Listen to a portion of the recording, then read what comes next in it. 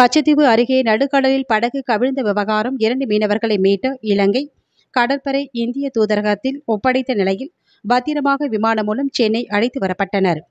ராமேஸ்வரம் மீன்பிடி துறைமுகத்திலிருந்து கடந்த 26ஆம் தேதி டல்வின்ராஜ் என்பவருக்கு சொந்தமான விசைப்படகில் சுரேஷ், வெள்ளைச்சாமி என்கின்ற முனியாண்டி, எமரிட் ஆகிய 4 பேரும் மீன்பிடிப்பதற்காக கடலுக்கு சென்றனர்.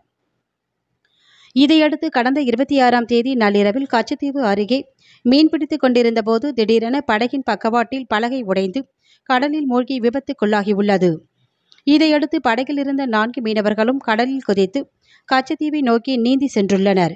இதில் டால்வின் ராஜ், சுரேஷ் ஆகிய இருவரையும் கச்சத்தீவில் இலங்கை கடற்படையினரால் மீட்கப்பட்டு முதலுதவி அளிக்கப்பட்டு யாழ்ப்பாணத்தில் உள்ள இந்திய துணை தூதரகத்தில் இருவரையும் ஒப்படைத்தனர்.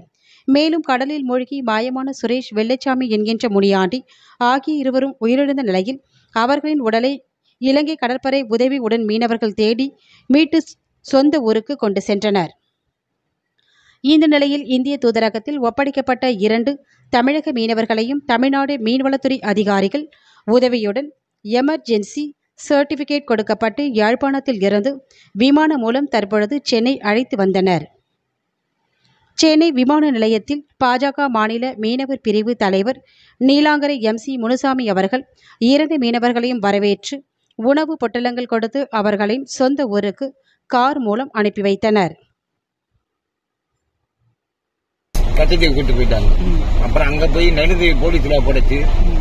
அங்க இருந்து அப்புறம் நம்ம அடுத்த நாள் நம்ம தூதர் ஆபீஸ்ல இந்திய தூதர் ஆபீஸ்ல இருந்து வந்து எங்களை கூட்டு போயிட்டாங்க. நல்லா பாத்துக்கிட்டாங்க. நேவியும் சரி, போலீஸும் சரி, நம்ம இந்தியன் தூதரகத்துல எல்லாம் நல்லா பாத்துக்கிட்டாங்க.